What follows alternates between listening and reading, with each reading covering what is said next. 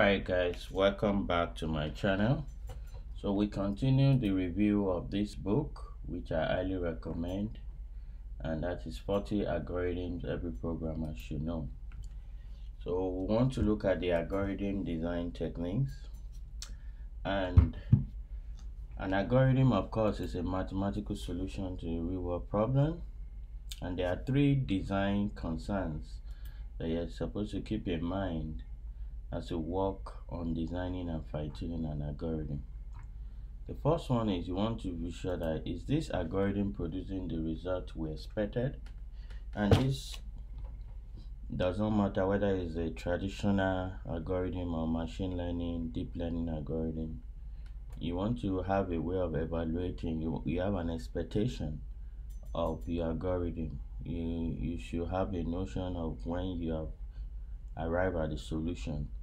And so you want to be sure that your algorithm is producing the result that you expected. That is correctness. Two, is this the most optimal way to generate this result? That's also very important. You want to be sure that you have an efficient algorithm, not an algorithm that you have to wait forever before it actually gives the good result, even if this result is correct. So you want an algorithm that is efficient both in terms of time and in storage, in throughput, where someone can make a request and get a result as fast as possible. Thirdly is how is the algorithm going to perform on larger data set? Let's talk about scaling. So you want to be sure that your algorithm does not just work with few samples, and you want to be sure that it's working when it's overwhelmed, when it's bombarded with a lot of requests, a lot of data set, a lot of demand. And I will add to that concern as also checking out for the edge cases. Of course, that's part of producing the kind of part of producing the result we expected. But it's good that you check the edge cases when there are no input. What does it give?